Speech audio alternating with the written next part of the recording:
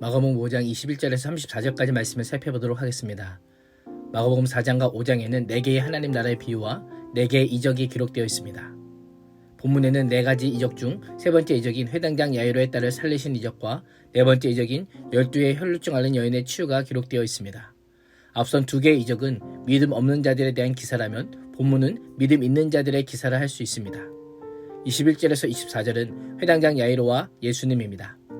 예수님께서 바다 건너편 걸어서 낸 지역에서 사역을 마치고 다시 맞은편 가버나움으로 오신다는 소식을 듣고 큰 무리가 갈릴리 바다에 계시는 예수님께로 모입니다.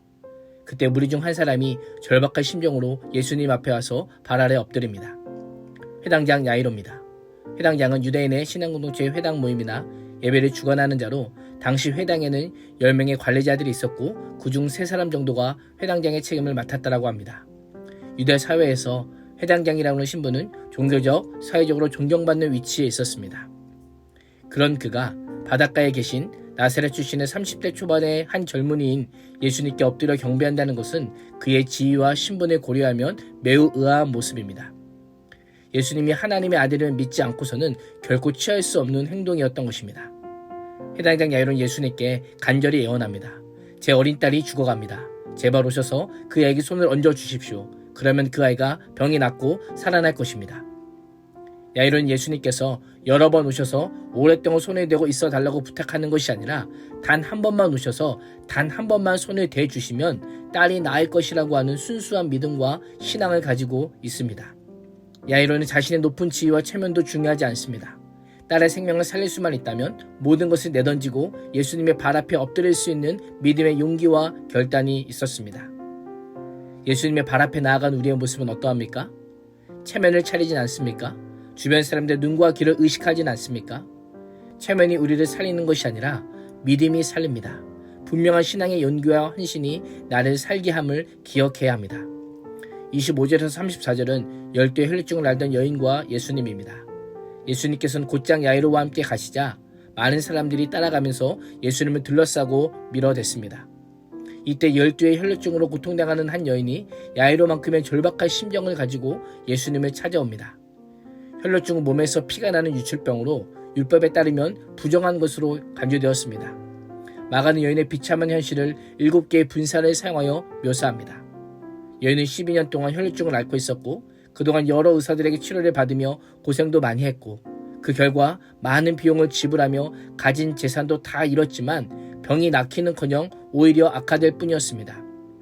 오랫동안 병을 앓는 것도 고통이지만 율법에 이 여인과 접촉하면 접촉한 사람도 부정한 사람으로 여겨졌기에 여인은 사회적으로 고립될 수밖에 없었습니다. 육체적, 정신적, 경제적, 관계적, 사회적 고통의 오중고를 겪는 절망 가운데 있는 여인에게 희망의 빛이 찾아옵니다. 예수님께서 다시 가버나움에 오셨다는 소식을 듣고 뒤에서 무리들 틈에 끼어든 것입니다. 여인은 자신이 만지는 모든 것이 부정해지고 자신이 만지는 모든 사람이 부정해지는 것을 알았지만 예수님의 옷자락이라도 만지면 병이 나을 것이라고 믿고 생각했던 겁니다. 이 여인처럼 어떤 문제를 해결하기 위해 온갖 방법을 강구했지만 해결은커녕 더 악화된 경험이 있진 않습니까? 할 수 있는 것은 다 해보아도 답을 찾을 수 없어 막막했던 적이 있지 않습니까? 그때가 바로 주님만 바라볼 때입니다. 문제가 해결되지 않을 때는 오직 여호와 하나님만 의지해야 하는 존재임을 깨달아야 할 때입니다. 혈루증 앓는 여인처럼 예수님의 옷자락만을 만지고자 하는 심정으로 주님 앞에 나와야 하는 것입니다. 생각해 보십시오. 죽음 앞에서 무슨 행동을 못하겠습니까? 여인은 때마침 예수님께서 지나가시는 것을 보자 자신의 부정함을 숨기고 부정한 손으로 사람을 미치고 필사적으로 예수님께 접근을 시도합니다. 여인의 간절함과 절박함은 결국 예수님의 옷자락을 만졌고 만지자 곧 출혈의 근원이 말랐습니다. 저주와 부정의 근원이 더 이상 힘을 발휘하지 못하고 시들어 말라버리자 여인은 자신의 병이 나은 것을 온몸으로 느낄 수 있었습니다. 여인이 예수님을 만짐으로 부정이 전가되어야 되는데 오히려 여인은 예수님의 능력을 전가받습니다. 부정의 접촉이 아닌 거룩한 접촉이 된 것입니다. 동시에 예수님께서도 자신의 몸에서 능력이 나간 것을 알아차리셨습니다. 예수님께서 사람들을 돌아보며 누가 내 옷자락에 손에 대었느냐라고 물으십니다. 여인에게 이 말씀이 어떻게 들렸을까요? 심장이 멎는 듯 했을 겁니다. 혹시 내가 한 행동이 드러나기라도 한다면 나와 접촉했던 사람들이 돌을 들고 나를 죽이려 할 텐데 일어나지 않기를 바랬던 그 일이 일어나고 만 것입니다. 그러자 여인은 자신에게 일어난 일을 알고 예수님의 발 앞에 엎드려 두려움에 떨면서 사실대로 말합니다. 여인의 두려움과 달리 예수님께서는 여인을 향해 가장 친근하고 사랑스러운 표현으로 딸아라고 부르십니다. 이 표현은 실제적인 부녀관계를 가리킬 때 사용하는 단어로 예수님은 두려움에 떨던 여인을 자신의 딸로 맞아주시며 공개적으로 치유를 선언해 주십니다. 예수님을 향한 믿음이 가져온 치유라는 것도 분명히 선포하십니다. 당시 유대 사회에서 무명하고 부정한 여인이었지만 예수님을 만난 후에는 딸이라는 이름을 얻게 되었고 12년간의 아픔과 고통과 절망은 사라지고 영원이라는 구원을 선물로 받게 되었습니다. 예수님은 여인에게 평안히 가라라고 말씀하시며 앞으로 하나님과 올바른 관계로 주어지는 영혼의 만족과 평안을 누릴 것을 명령합니다. 가만히 생각해 보십시오. 지금 상황에서 가장 평안하지 못한 사람이 누구일까요? 바로 회당장 야이로입니다.